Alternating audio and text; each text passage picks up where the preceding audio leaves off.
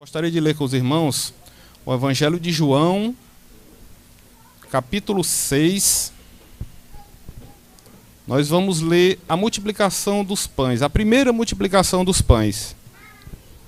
Nós vamos ler do verso 1 até o verso 15.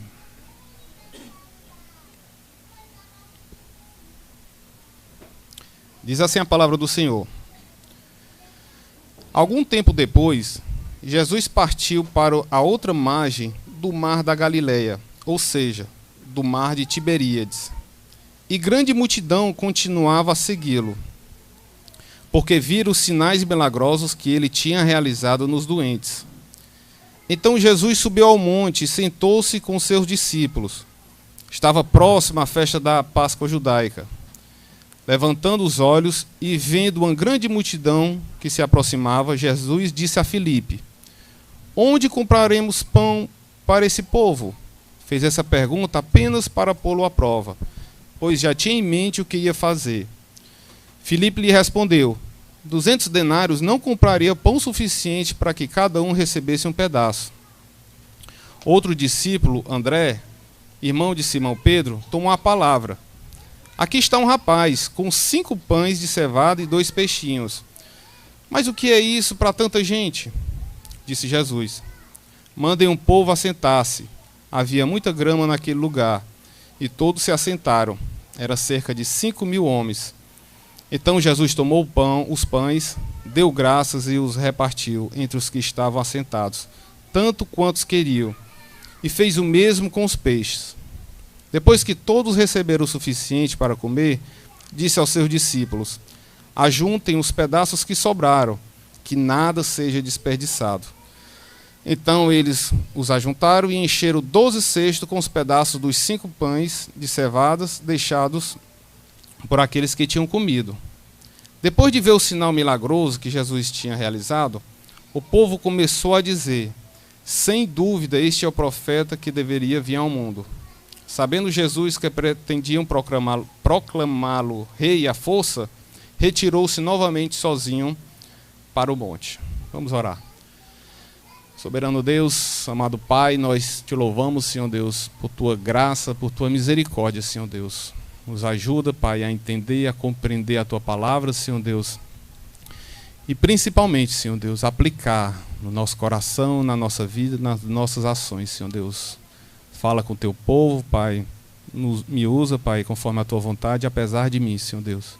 Obrigado, Pai, por esse momento e por tudo. Em nome de Jesus Cristo. Amém. Irmãos, antes da gente entrar no texto propriamente dito, vamos entender primeiro o que é que o Evangelho de João ele quer nos dizer, né? Qual o propósito, afinal, do Evangelho de João? Lá em João 20, 31, ele vai nos dizer que o propósito é para que você e eu creiamos que Jesus Cristo é o Filho de Deus. A gente já começa sabendo que o propósito de João é revelar que Jesus Cristo é Deus. Logo no início do Evangelho de João, no primeiro capítulo, ele vai dizer, capítulo 1, verso 1, que no início era a palavra, e a palavra era Deus, e a palavra estava com Deus. Nós temos 4 evangelhos. 3 são chamados evangelhos sinóticos, quer dizer semelhante, que aponta para o que Jesus fez. O Evangelho de João é um evangelho diferente. Ele quer apontar para quem Jesus é.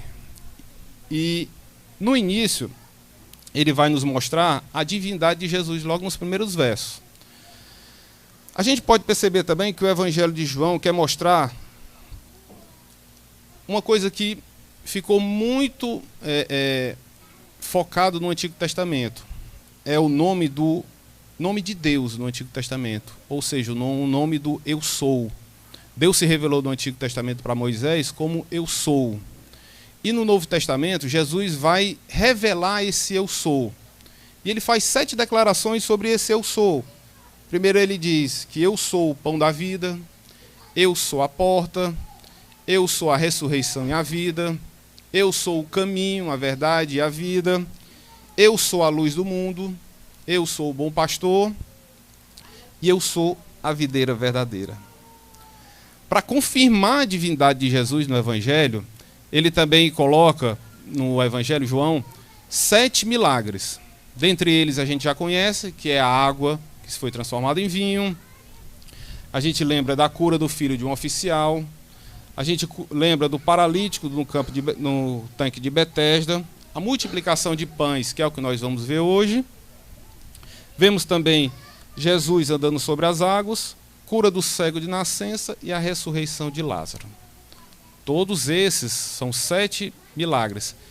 Todos esses foram registrados com um propósito, para que nós creiamos que Jesus Cristo é o Filho de Deus. Esse é o propósito. Vamos falar um pouco do contexto aqui. O que estava acontecendo nesse momento que houve essa multiplicação de pães que nós acabamos de ler? Jesus tinha acabado de receber a notícia de que o seu primo, João Batista, tinha morrido. Tinha sido decapitado por Herodes Antipa. Então, a gente percebe que, humanamente, Jesus estava num momento de tristeza. E a vida diária de Jesus e dos seus discípulos era uma vida corrida. Era uma vida de curar, de pregar a palavra. Então, nesse momento que ele recebe essa notícia, ele vai para o outro lado do mar da Galileia, que é o chamado Mar de Tiberíades. Esse mar, na verdade, é um lago.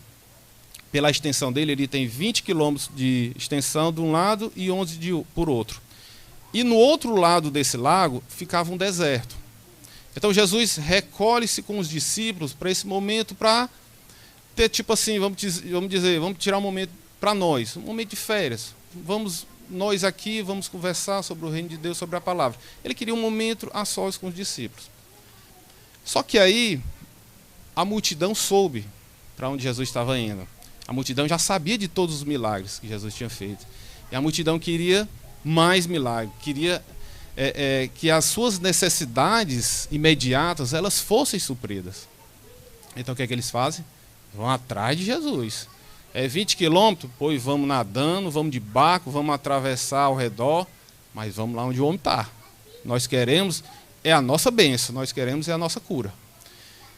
E é interessante que Jesus, nesse momento de tristeza, um momento de dor pela morte do seu primo, Jesus ele não diz assim, cara, manda essa multidão embora, que eu quero ficar sozinho, vamos ficar só nós aqui, vamos ter esse momento. Não, Jesus não faz isso.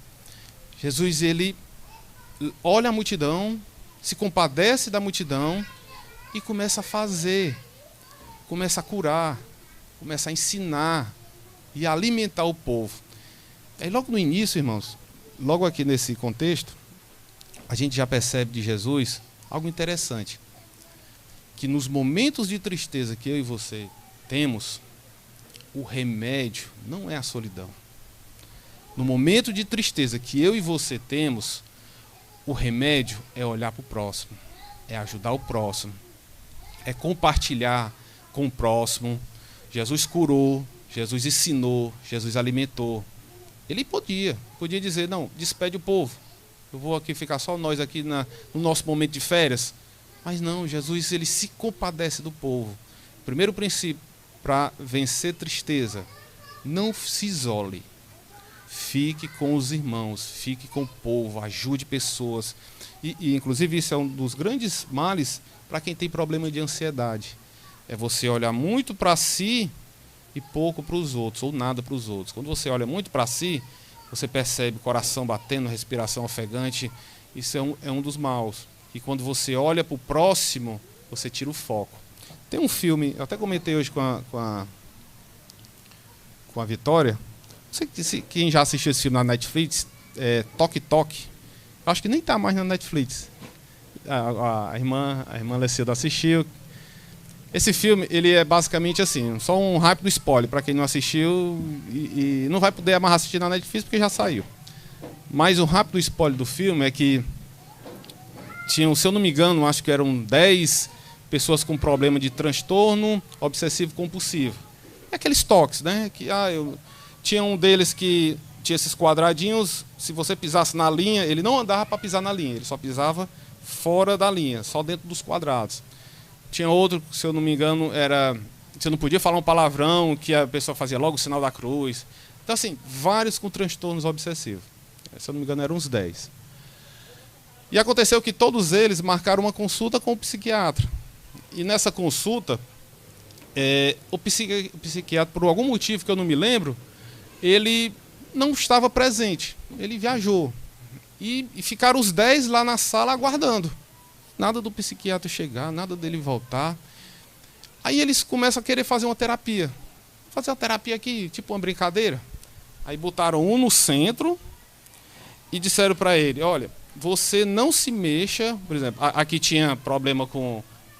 Não podia ouvir um palavrão, fazia o sinal da cruz. Você, por exemplo, não se mexa. Nós vamos falar palavrão aqui para você não se mexer. Você não faça. E aí eles começaram a falar palavrão e ela se segurando. Ficou mais ou menos uma meia hora se segurando. Ou foi uma hora, não me recordo bem do filme. Aí, nesse momento, cada um foi trocar. Cada um foi e sentou.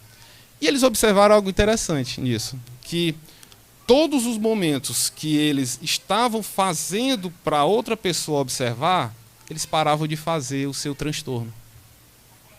Todas as vezes que ele focava no próximo, ele parava de se olhar. E o transtorno dele acabava. E aí eles mesmos chegaram na conclusão de que, agora voltando para a Bíblia, de que se eu olho para o meu próximo, né? Ou seja, se eu vivo para o meu próximo, se eu entrego a minha vida para o meu próximo, na verdade eu estou ganhando. Se eu foco a minha vida para ajudar o próximo, para o benefício do próximo, na verdade eu não estou perdendo, eu estou ganhando. E não é isso que a Bíblia fala. E é interessante esse ponto. E Jesus faz justamente isso. Ele nos ensina esse princípio de que no momento de dor, de tristeza, ele não foca, eu agora estou aqui, estou sofrendo. Não. Jesus, não momento. Ele continua, ele se compadece, ele vai atrás, ele cura, ele alimenta, ele ensina. No verso 4, a gente já começa dizendo assim, estava próxima a festa judaica da Páscoa. Essa data aqui, exatamente, ainda falando sobre o contexto, era exatamente 1 ano antes de Jesus ser crucificado. Ou seja, eles tinham ainda 1 ano com Jesus para poder estar com ele, compartilhar com ele, obter conhecimento de Jesus Cristo e cada vez mais ser parecido com Jesus Cristo. Eles só tinham 1 ano agora. No verso 5, diz assim, levantando os olhos e vendo uma grande multidão onde se aproximava, Jesus disse a Filipe, onde compraremos pão para esse povo? Jesus, no verso 6, já diz, fez isso para experimentá-lo, para pô-lo à prova. Na verdade, Jesus já sabia a resposta, né? Mas por que Jesus faz essa pergunta? Por que Jesus faz essa pergunta para Filipe? Filipe é um cara, é um apóstolo chamado um dos apóstolos pragmático. Então, ele faz essa pergunta para Filipe para introduzir a mentalidade de Cristo nele. Toda vida que nós lemos a Escritura, irmãos, o que está acontecendo com a nossa mente? A mentalidade de Cristo está entrando em nós. Em determinados momentos das nossas situações, o que vai acontecer? Nós não vamos pensar mais como o Luiz, eu não vou pensar mais como o Marcos, eu não vou pensar mais como o Baiano, eu vou pensar agora como Cristo. Então, toda vida que Jesus faz uma pergunta, claro que ele já sabe a resposta, mas o objetivo aqui é formar a imagem dele em nós. Só que nesse momento aqui, Filipe é reprovado. Vamos continuar o texto? E aí Filipe diz assim no verso 7. Filipe lhe respondeu, 200 denários não comprariam pão suficiente para que cada um recebesse um pedaço. Filipe é aquele discípulo pragmático. Ele olhou para a situação, olhou para a multidão, olhou para o deserto, não tem pão perto, olhou para a botija, para o bolso, não tem dinheiro, se tinha era pouco, não dá não. E aí é como se ele dissesse para Jesus, Jesus, o problema aqui não é nem onde comprar, o problema é com que comprar. Porque 200 denários, que seria 200 dias de um trabalhador, não dá para comprar. Ou seja, quase 1 ano de um trabalhador não vai dar para comprar. Então o problema não é nem tanto aonde comprar, é também com que comprar. Filipe ele observou o problema de forma humana. Ele olhou a situação de ponto de vista humano. E apesar de que Filipe já tinha visto outros sinais, já tinha visto a cura no tanque de Betesda, já tinha visto Jesus transformar água em vinho, mas aqui ele é reprovado.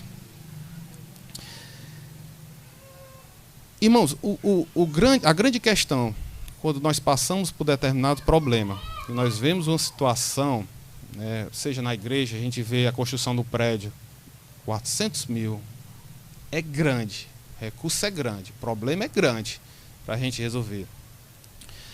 Só que, irmãos, para a igreja, para o cristão, o grande recurso, ou seja, o grande capital que nós temos, não é o dinheiro. O grande capital que eu e você temos é a fé. 1 João 5,4, ele vai dizer que aquele que vence o mundo é a nossa fé. Então, não é o recurso em si, porque Deus é o Deus do ouro e da prata. Ele provém todas as coisas. Então, o nosso grande capital, o nosso recurso que a igreja tem, e principalmente quando a gente olhar para os problemas, não é olhar para o bolso, não é olhar para os campos, não é olhar para a situação, é olhar para o alto.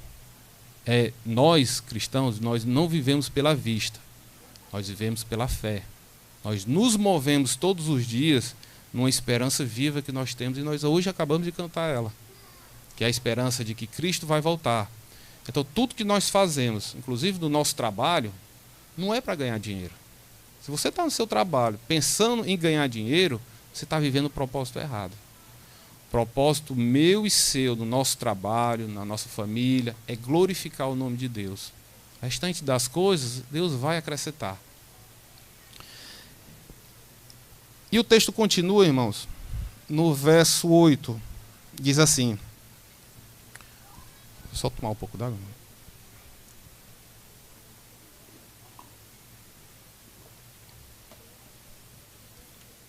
No verso 8, o texto continua dizendo: outro discípulo, André, irmão de Simão Pedro, tomou a palavra.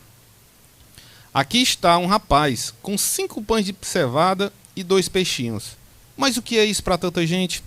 A cena aqui parece o seguinte: parece que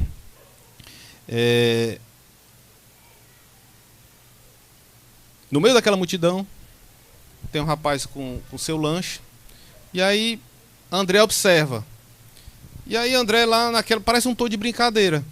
Olha aqui, senhor, tá aqui 5 pães e 2 peixinhos, mas que é isso para tanta gente? Não é nada, né? Parece um tom de brincadeira, um tom até de ironia. Mas aí Jesus chega: traz aí, traz o lanche dele, traz aí. E a gente vê um pouco agora da participação humana, né? Com míseros 5 pães e 2 peixinhos, o que é que Jesus vai fazer? A gente vai observar, irmãos, que, primeiro, vamos entender o que era esse pão, né? Esse pão, na verdade, não era aquele pão carioquinha que a gente compra na padaria, aquele pão, né, grande, né? Na verdade, esses 5 pães de cevada era mais parecido com os bolachas grandes, assim, uns bolachão, que inclusive era pão de cevada, não era nem pão de trigo. A cevada era consumida por pessoas mais pobres da época, trigo era só para as pessoas ricas, cevada era para os mais pobres e para animais. Então, assim, eram 5 bolachas grandes assim e 2 peixinhos, que era comparado hoje como se fosse 2 sardinhas. Então não era muita coisa. Para 20 mil pessoas era nada. E por que 20 mil pessoas? O texto fala 5 mil. Alguns teólogos dizem que 5 mil ele contou homens, mas mulheres e crianças daria em torno de 20 mil pessoas. Então, 5 pães e 2 peixinhos é nada. É nada para alimentar essa multidão. Mas aí, irmãos, agora é o ponto. É onde o grande milagre acontece. É quando nós decretamos a nossa insuficiência. Quando nós olhamos para a situação, o problema, olhamos para nós, olhando para o nosso redor, e vemos e percebemos, não tem jeito, não tem condição. Senhor, eu preciso de ajuda. Aí é que o milagre vai acontecer. É quando a nossa insuficiência é colocado diante de Deus. Porque nós temos, inclusive, um problema maior na nossa vida. Um problema gigante, um problema impagável no nosso coração, que é o nosso pecado. E Jesus Cristo veio, somente através de um milagre pode apagar esse nosso pecado, que é o próprio pão vivo que desceu do céu, que é o Senhor Jesus Cristo. Irmãos, sabe aquele versículo que você ouviu na EBF? Inclusive, só fazendo um parênteses ali, que a minha esposa já chamou a atenção, queria parabenizar as mulheres, as pessoas que fizeram parte aqui da EBF, foi muito, muito, muito bom. Parabéns a todos, Deus seja glorificado pela vida de vocês. Fecha parênteses. Agora, sabe aquele versículo que você escutou na EBF? Sabe aquele versículo que você, professor, ou que estava aqui, falou para aquela criança? Aquele versículo, aquela palavra de Deus, ela é uma espada. Ela entra no coração daquela criança. Ela vai lá na psique do coração dela, na mente dela, e ela vai ficar lá. Ela nunca vai esquecer. A palavra de Deus, ela tem o poder de separar alma e espírito, junta, medula, e ela tem o poder de discernir o coração do homem, de discernir o que é bom e o que é mal. E aí vai chegar um momento na vida da criança que Deus vai trabalhar com aquela mensagem, que você, pequenininha a mensagem, que você diz, Jesus é a luz do mundo. Ela ficou lá, gravada no coração da criança. Eu me lembro que há uns 15 anos atrás, na época que eu trabalhava no banco, eu era muito esforçado no trabalho. E ganhei prêmio, batia meta. E nesse dia eu estava saindo do trabalho com o peito estufado, né? Satisfeito com o trabalho e tal. E eu me lembro que eu parei no sinal, nunca me esqueci disso, eu parei de sinal, e veio um homem que eu nunca vi esse homem na vida, e depois também nunca tornei a vê-lo. Esse homem veio do nada para mim e disse assim, ei, você sabe o que significa essa frase que Jesus disse? O que adianta o homem ganhar o mundo inteiro e perder sua alma? Aí eu fiz com a cabeça de, sim, entendo. Mas na verdade eu queria era me desfazer dele, né? Sim, entendo. E aí ele foi embora, nunca mais vi. Só que essa palavra ficou reverberando na minha mente, na minha cabeça. E hoje tem momentos no meu trabalho, inclusive, que volta e meia ela volta. O que adianta o homem ganhar o mundo inteiro e perder a sua alma? O que adianta o homem ganhar o mundo inteiro e perder a sua alma? De vez em quando essa palavra reverbera no meu coração. Então assim, pode ter sido pouco. Pode até ele ter achado, não, só disse um versinho, não foi nem um verso inteiro da palavra de Deus.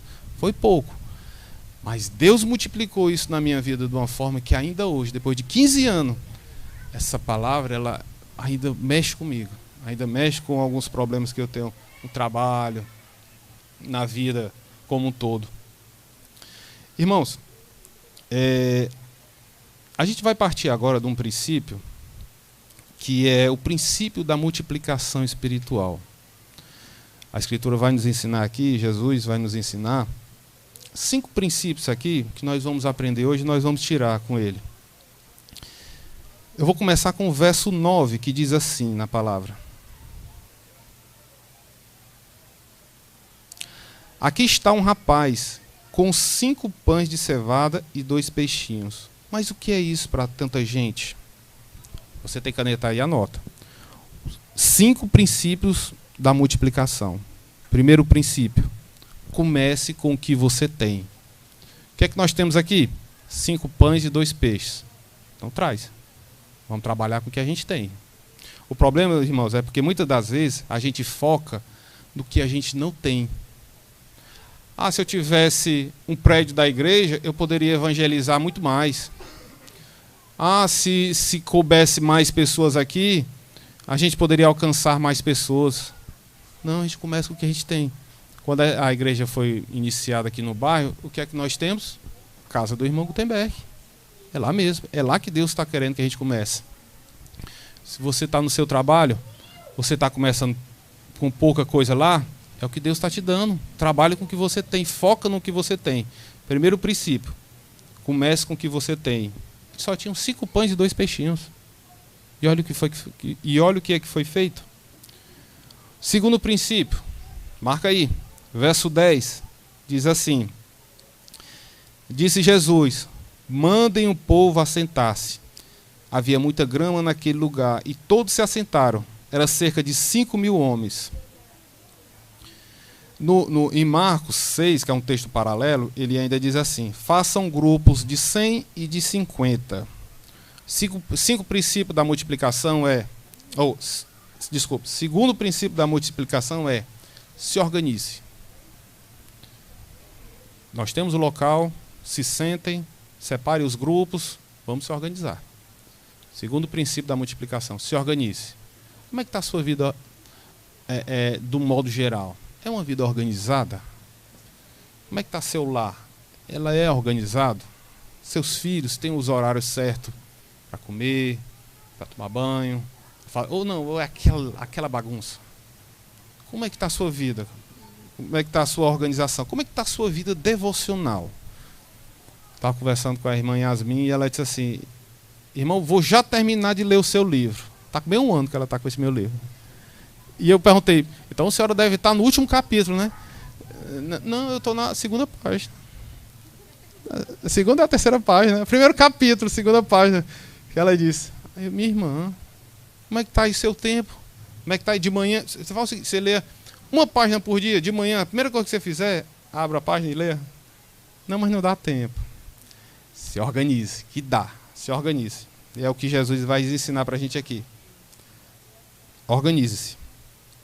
Terceiro princípio da multiplicação, está aí no verso 11, que diz assim: então Jesus tomou os pães e deu graça. Terceiro princípio da multiplicação: agradeça. Pare de murmurar pelo que você não tem e agradeça pelo que você tem. Agradeça pela sua família. Você quer ver sua família crescer espiritualmente? Agradeça por ela. Você quer ver o seu marido crescer espiritualmente? Agradeça pela vida dele, ore por ele. Você quer ver seu filho que está com problema, não quer saber a palavra de Deus? Agradeça pela vida dele, ore pela vida dele. Tenha um coração de agradecimento, um coração contente por tudo que Deus te dá. Porque se Deus é o teu pastor, de nada você vai ter falta. Se você só tem o que você precisa, eu e você só temos o que você precisa, o que nós precisamos. Nada mais. Então, se você tem aquilo naquele momento, é porque você precisa. Então agradeça. Tenhamos um coração contente. Conversei um dia desse com o irmão Gutenberg, e isso é uma coisa que nós temos que trabalhar rotineiramente. E eu comentando com ele sobre a questão de que na vida diária eu tento buscar observar a Deus e agradecer a Deus nas pequenas coisas, nos contentamentos. De manhã cedo, o cheiro do café: Senhor, obrigado por esse cheiro. Tão gostoso o cheiro do café. Quando eu saio para trabalhar, minha esposa hoje está em casa: obrigado, Senhor Deus, pela vida dela. Obrigado pela vida das minhas filhas. Ou seja, eu estou buscando enxergar e agradecer a Deus por tudo que tem acontecido na nossa vida. Meu sogro e minha sogra estão lá em casa. Obrigado pela vida deles, Senhor Deus, a oportunidade que o Senhor está me dando para mais uma vez falar da tua palavra para a vida dele, mais uma vez estar lá pertinho dele.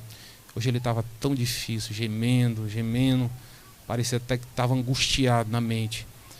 E eu cheguei perto dele, comecei a orar, comecei a agradecer, comecei a louvar, comecei a falar da palavra de Deus. Senhor, obrigado pela vida dele, Senhor Deus. O tempo que ele estiver aqui com a gente, Senhor Deus, se o Senhor quiser, usa a mim, usa minhas filhas, usa minha esposa, para que a palavra chegue no coração dele, Pai.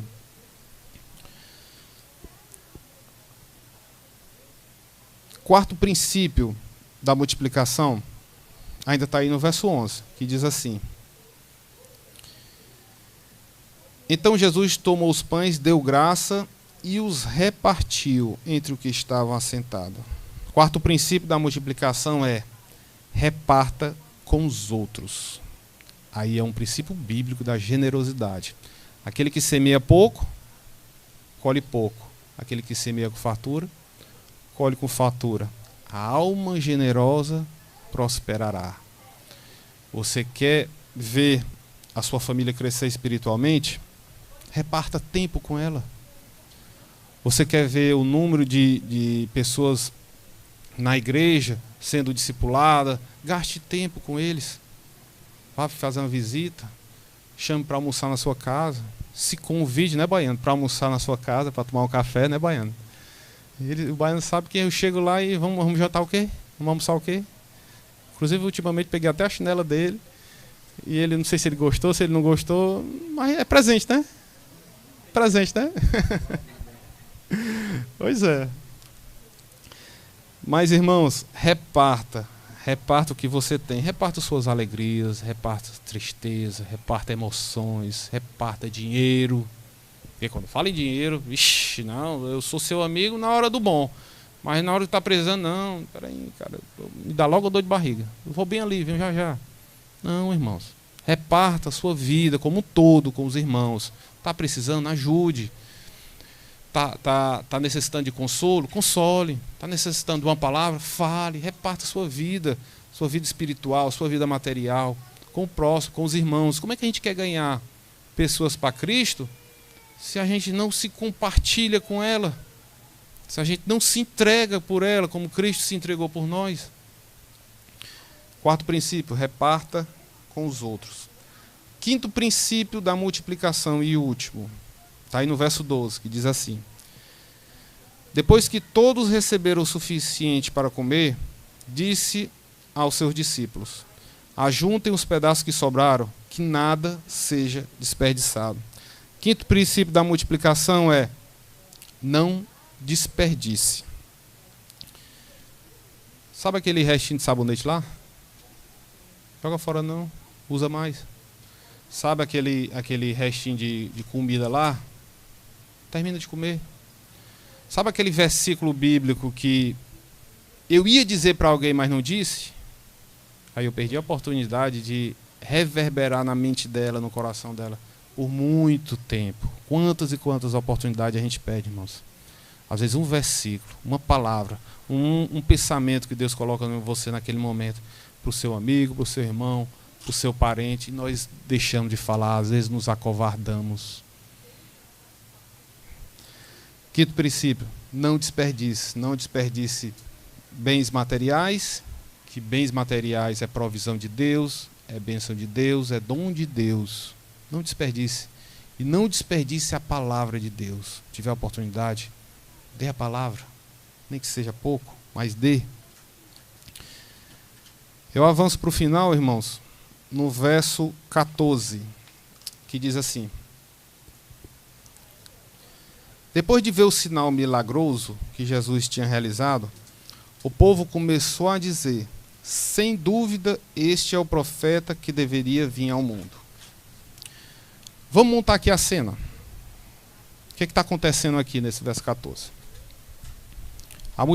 O povo vê a multidão, o povo vê um deserto, o povo vê um líder que faz aparecer pão, e o povo vê 12 cestos sobrando. O que é que eles pensaram na hora? Acendeu a luzinha na cabeça deles. É Moisés. É de quem Moisés estava falando. E aí lá em Deuteronômio, capítulo 18, verso 15, eu vou ler aqui para vocês. Moisés diz assim: o Senhor, seu Deus, levantará do meio dos seus próprios irmãos um profeta como eu. Ouçam-no. Pronto. Aí ligou a chave. É o Messias. É o Cristo. E aí no verso 15 acontece algo estranho, que diz assim: sabendo Jesus que pretendiam proclamá-lo rei à força, retirou-se novamente sozinho. Sabendo Jesus que pretendiam proclamar o rei à força, retirou-se novamente sozinho para o monte. O povo viu naquele momento que era de quem Moisés tinha falado. Esse é o Cristo, esse é o Messias, esse é quem nós estamos esperando há séculos. É ele quem haveria de vir. Pronto, vamos lá, vamos fazer ele rei. Vamos fazer a nossa vontade nele.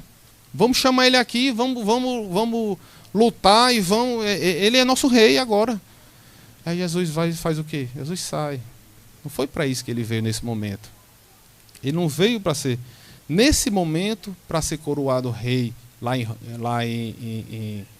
pelos romanos ou pelo povo. Não foi esse o objetivo que Jesus veio à primeira vinda. E quantas vezes a gente faz isso com Deus? Quantas e quantas vezes na nossa oração a gente diz assim: Senhor, faz a minha vontade? Quantas e quantas vezes, irmãos, eu e você, nós não fazemos isso. Senhor, que seja feito, Senhor, é a minha vontade. Você pode até nem falar com essas palavras, mas o resultado da tua oração e da minha oração, quando chega a frustração, porque não foi feito, não foi alcançado, e o teu coração fica frustrado, é como se você tivesse dito: Senhor, não foi feita a minha vontade. Por quê? Por que não foi feita a minha vontade? Irmão, Jesus não veio para fazer a sua nem a minha vontade. Jesus não veio com esse objetivo. Por quê? Porque a minha vontade e a sua vontade é corrompida. A minha vontade e a sua vontade é manchada pelo pecado. Nós não sabemos nem pedir. Se não for o Espírito Santo intercedendo por nós, filtrando, isso aqui é bobagem. Isso aqui dá para aproveitar um pouquinho. Isso aqui joga no lixo. Se não for o Espírito Santo filtrando, irmão, nem pedir a gente sabe. Eu me lembro que às vezes eu acordo de madrugada e às vezes o sono passa de uma vez. É raro acontecer, mas às vezes acontece. E teve um determinado dia que o sono de madrugada passou, foi embora. Eu vou orar. Aí comecei a orar, fiquei orando, vou orar até dar sono. Comecei a orar, fiquei orando, agradecendo. Não me lembro quanto tempo eu fiquei, eu sei que fiquei um bom tempo. E quando eu termino de orar, vem no meu coração: cara, tu orou demais, ó. Tu é top, ó, cara. Tu orou muito, cara. Meu irmão, a partir daquele momento já veio outro sentimento. Cara, pecador velho que eu sou, rapaz. Acabei de orar, tô me achando o bichão porque orei. Tô me achando top porque orei muito. Coração pecador desse. Que nem as minhas orações elas chegam do modo que agradam a Deus. Se não for o próprio Espírito Santo intercedendo, filtrando, gemendo para o Pai. E eu orei e eu me achei. Senhor, perdoa. Nem as nossas orações nós sabemos como orar. Porque, irmãos, Jesus, na verdade, ele não veio ser o nosso padeiro. Aqui o povo queriam proclamar Jesus rei, para que ele agora nós vamos ficar tranquilo. O cara faz até comida aparecer. Pronto, não precisa mais de nada não. E Jesus não veio ser o meu nem o seu padeiro. Jesus veio ser o nosso pão vivo. Jesus não veio ser nosso empregado. Jesus veio ser a nossa vida. Ele deu a vida por nós e agora nós devemos dar a vida pelo próximo. É o ensinamento que ele vem nos dar. E para isso, irmãos, é preciso crer. Para eu poder me alimentar desse pão vivo, eu preciso de fé, eu preciso crer. Eu preciso pegar nesse pão e eu preciso me alimentar dele. Só que tem um detalhe. Esse pão ele é indigesto. Porque agora eu vou ter que, toda a minha vida de pecado, eu vou ter que lançar fora. E aí ele é indigesto. Ele não entra direito. Quando eu como esse pão no primeiro momento, ele não entra, ele é indigesto. Ele começa Por quê? Porque eu tenho que largar o meu pecado. Sabe aquele namoro ilícito que eu tenho? Eu tenho que largar ele, mas só que eu não quero. Sabe aquele trabalho obscuro que eu meto a mão onde não devo? Sabe? Eu tenho que largar. Só que aí eu não quero largar. Eu não quero comer esse pão. Sabe aquela vida que eu tenho que não consigo amar meu próximo, só consigo reclamar? Eu não quero, eu gosto de reclamar. Esse pão, irmãos, ele é indigesto. Ele é indigesto. E para mim poder me alimentar dele, eu tenho que pegar ele e comer, mesmo sendo indigesto. E para fazer isso eu preciso crer. Esse ato de pegar e de me alimentar, ele é um ato de fé. Ele é um ato para quem crê. Ele é um ato para quem confia. O crer não é acreditar somente. Ele é um ato. O crer está mais ligado com confiar. É como se, por exemplo, O Telzinho tá no muro. Aí o baiano tá... Meu filho, vem, se joga, se joga. Você acredita que eu lhe seguro? Venha. Aí o Telzinho, acredito, papai. Então vem, se joga. Aí, não, jogo não. Jogo não. Mas venha, meu filho, se jogue. Eu lhe seguro, venha. Não, meu filho, não.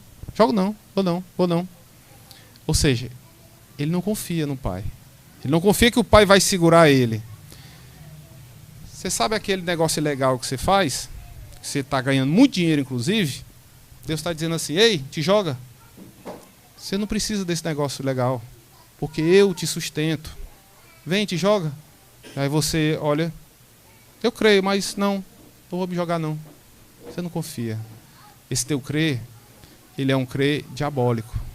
Ele não é o crer que a Bíblia ensina. Porque o crer, ele está intimamente ligado com confiar e obra. Se eu creio, eu me jogo. Sabe aquele relacionamento errado? Aquela pornografia? Deus está lá no muro te chamando. Ei, vem, te joga. Vem viver uma vida de santidade. Vem. Aquele relacionamento que você tem, que não sabe esperar o dia do seu casamento, você já está tendo antes de casar. Vem. Deus está dizendo, vem, te joga. Confia em mim. Confia que no momento certo eu vou te apresentar um varão. Aí você não confia. Aí eu não confio. Por quê? Porque o nosso coração é cheio de vontade, é cheio de pecado. E Deus quer, através de Jesus Cristo, implantar no nosso coração e na nossa mente a vontade dele. E quando você confia nisso, esse momento indigesto que você come o pão, ele fica por um momento. Na sexta-feira da paixão foi indigesto, mas no domingo veio a ressurreição. No domingo veio a confirmação do que Jesus fez por nós. Então, no primeiro momento, ele pode ser indigesto, você comer o pão, você se apropriar do Filho de Deus, você viver pelo Filho de Deus. Pode ser indigesto, e vai ser indigesto, vai ser difícil. Mas no final, irmãos, vai compensar, vai valer a pena. Creia nisso, confia nisso. E agora eu avanço para a aplicação final. A aplicação final, eu tiro lá do verso 9, onde diz assim, irmãos.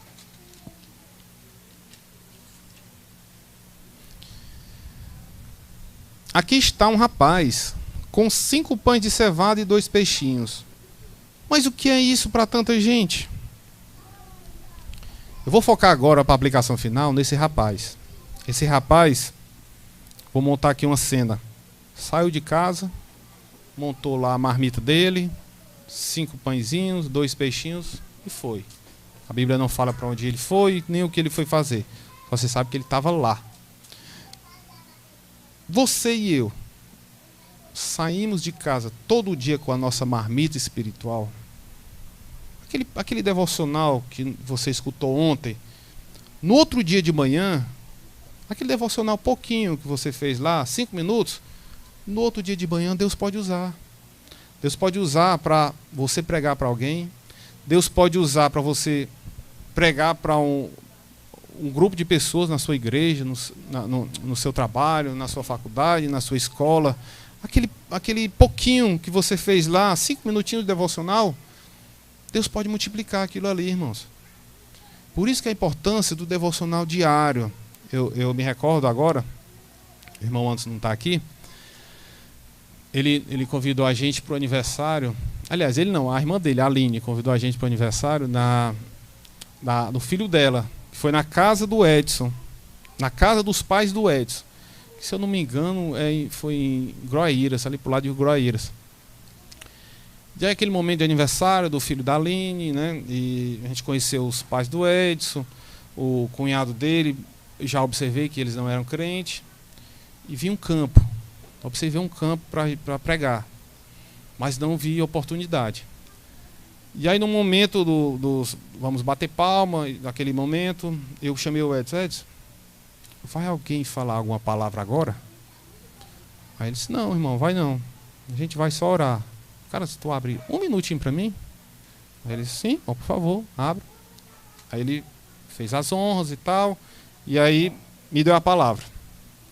Aquele mesmo dia, inclusive, eu tinha feito um devocional em 2 Coríntios 3, se não me engano, onde fala da carta, que nós somos cartas de Deus, onde nós temos uma mensagem que nós devemos levar para as outras pessoas. E aquele mesmo dia foi a mensagem que eu li de manhã no meu devocional e foi a mensagem que eu apliquei. Que nós temos uma mensagem poderosa, libertadora, que salva, que muda a vida. E eu preguei a salvação por meio de Jesus Cristo, que somente Jesus Cristo pode curar, somente Jesus Cristo pode apagar todo o teu pecado. E aí eu me recordo que no final, os pais dele, inclusive o cunhado, a gente teve um momento lá depois, eles vieram conversar, vieram perguntar como é isso, como é aquilo e tal. Então assim, não perdi essa oportunidade. Mas por quê? Porque eu estava com esse momento, eu estava com o meu devocional afiado ali. E Deus usou aqueles 5 pãezinhos e 2 peixinhos que eu levei lá e preguei a palavra. Então por isso que é importante nós estarmos afiados com a palavra. No nosso devocional, no nosso dia, e nós temos uma palavra que pode transformar e mudar vidas. Que Cristo morreu pelos nossos pecados. Que aquele que crê, aquele que confiar, aquele que se entregar e aquele que depositar a sua vida em Cristo, esse está salvo. Nós temos essa palavra, irmãos. Saia todo dia para o seu trabalho com a sua marmitinha, com o seu devocional, no seu coração, na sua mente, que Deus pode usar, e muito grandemente, para atingir várias pessoas, e várias pessoas atingir outras pessoas. E a palavra de Deus tem esse poder. Amém? Vamos orar? Santo Deus, amado Pai, nós te louvamos, Senhor Deus, pela tua bondade, pela tua misericórdia, Pai. Te louvamos porque Cristo morreu, se sacrificou por mim, por nós, pelo teu povo, Senhor Deus. Muito obrigado, Senhor Deus, porque hoje temos uma viva esperança de que Cristo, Senhor Deus, vem habitar conosco, Senhor Deus, vem nos buscar, Senhor Deus. Obrigado, Senhor Deus, pela vida da tua igreja, obrigado pela vida do pastor Isaac e família, obrigado pela vida de todos os pastores que falam da tua palavra, Senhor Deus, que se expõem na tua palavra, Senhor Deus, que nos ensina, que nos exorta, que compartilha a vida conosco, Pai. Multiplica homens como esse, Senhor Deus, Pai, homens temente a ti, homens que te amam, Senhor Deus, Pai. E nos ajuda, Senhor Deus, a cumprir o propósito que o Senhor tem colocado no nosso coração, Pai. De levar Cristo e ser conhecido, Pai, para outras pessoas, Pai. Nos usa, Pai, usa a tua igreja aqui no bairro poderosamente, Senhor Deus, Pai.